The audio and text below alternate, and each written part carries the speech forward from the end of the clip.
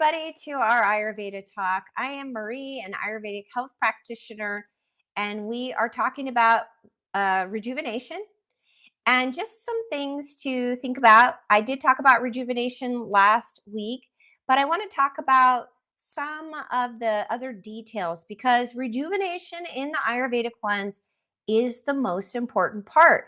And I used to not give as much emphasis because I don't think people realize that once you purge, now you have released all the toxins and excess, what we call dosha.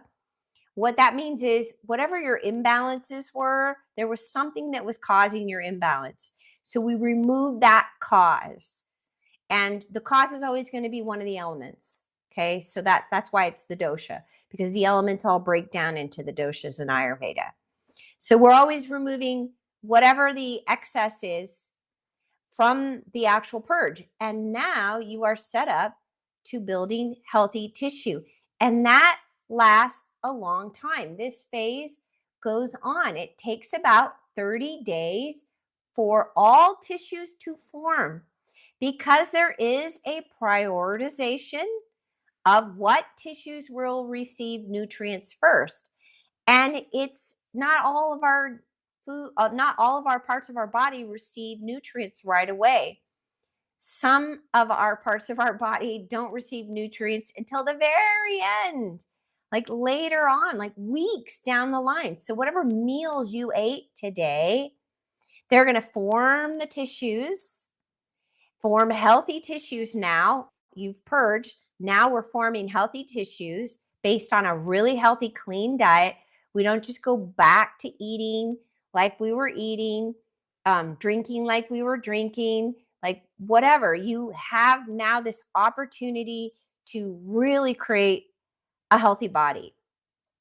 And so we want to do that and be very aware that our diet needs to be clean and simple. So we are easing our way back into eating regular foods because when you are doing the Ayurveda cleanse, you have a mana diet.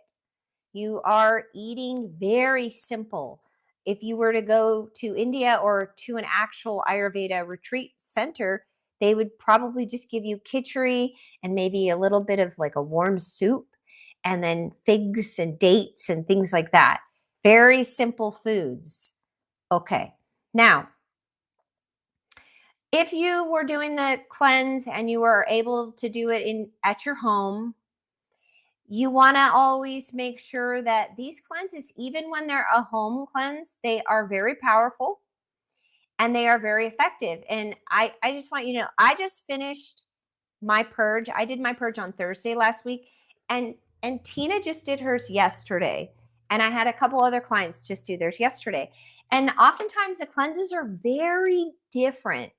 So when I purged this last week, I actually had to make adjustments in my cleanse. Normally, there's 3 different ways to purge.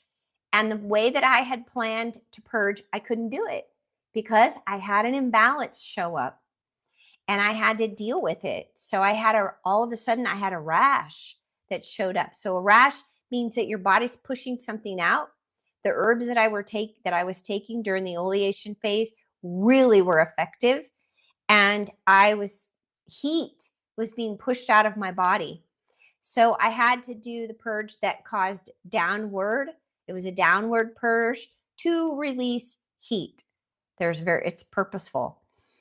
And so I had to make adjustments because I had a rash. I couldn't do the heat the way I normally do it, which I have like this little sauna, pop-up sauna, infrared sauna, and then my head is out. It's perfect.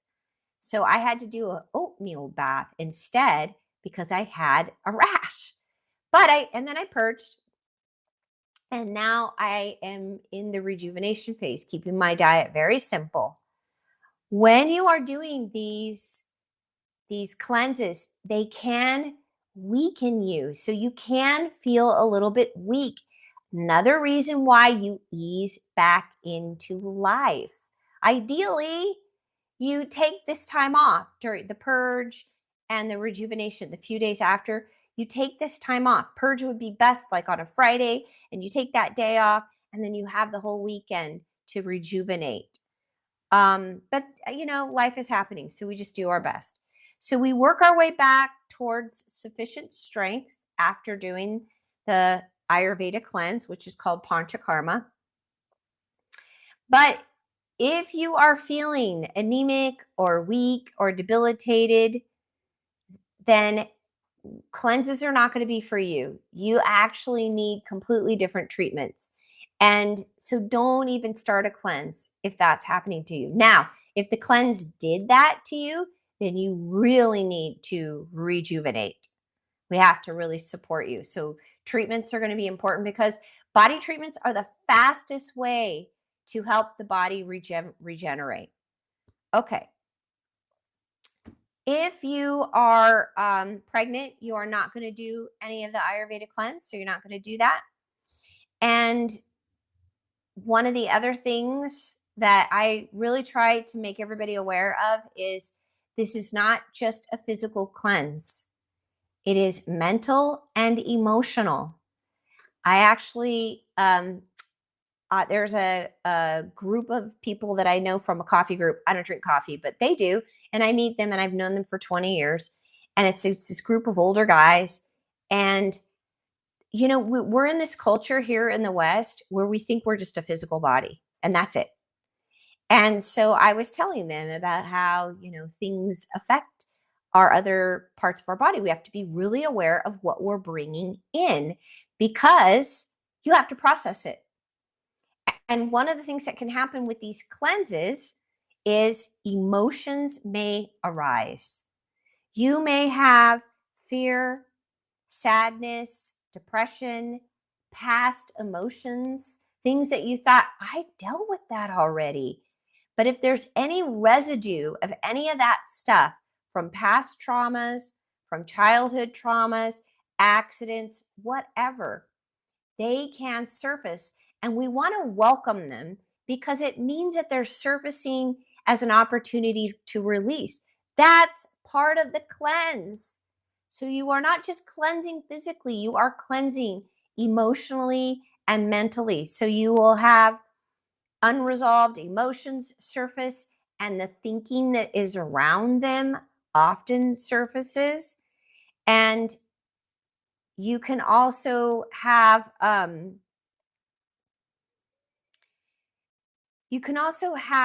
like body stuff. So I have a little bit of body stuff. I'm trying to think about how to explain it. So I was in a car accident like 15 years ago, and it affected this side of my body.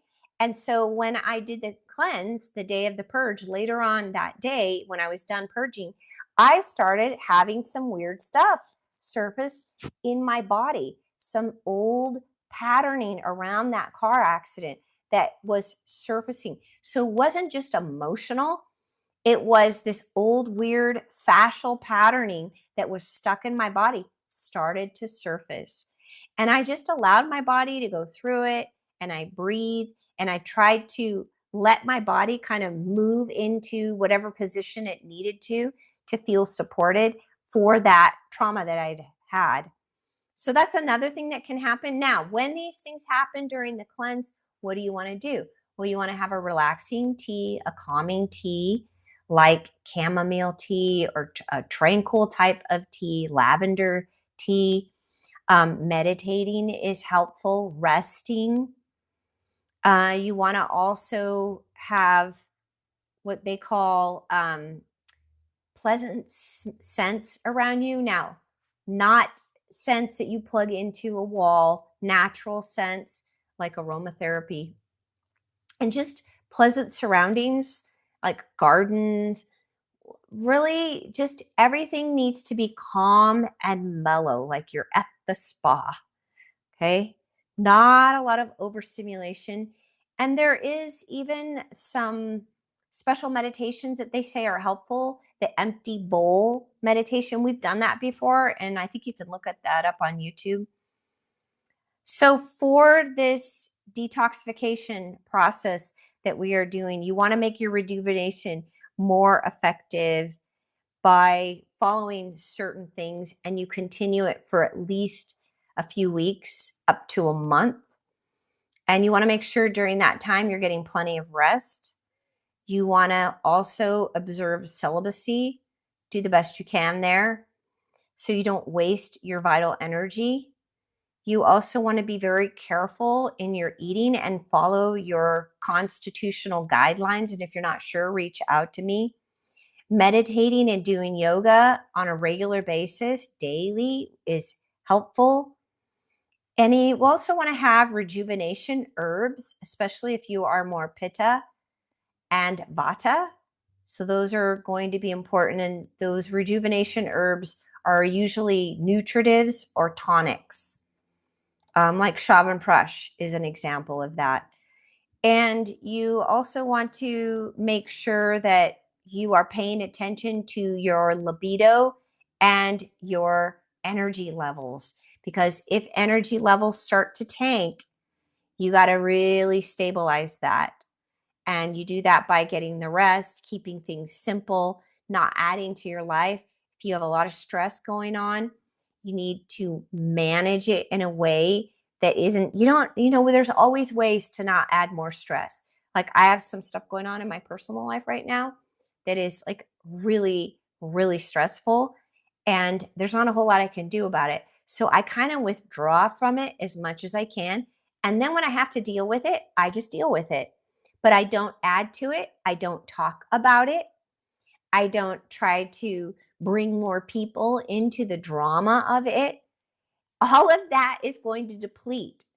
So that's the last thing I want to do. I'm not doing that. I just am not going to talk about it. I will deal with it when it's in front of me. So as much as possible, you want to do that too. Really reduce your stress during this month. Okay, get out in nature. Remember, nature is going to help you realign. So get outside in nature as much as possible. Get your feet on the ground. There's an electromagnetic exchange that takes place. Okay. So that's the gist of what you should be doing. Be very gentle, move slower. Don't get back into the big craziness of life. So really just allow yourself to ease on back into life. And one of these days we do this cleanse, we'll be able to sustain that evenness. I'm hoping for that because I'm a high energy person. So I'm hoping to sustain it. One of these days, it's getting better. It's totally getting better. All right, so that's our talk for tonight. And hopefully if you guys are still in the middle of the cleanse, it's going well. Always reach out to me if you have questions. Sometimes people need to reach out a lot. I had several people reaching out to me this weekend, almost every day, needing to ask questions about the cleanse because things come up. Unexpected things come up. Totally okay. So please reach out to me. That's what I'm here for. I want you to have success when you're doing these cleanses.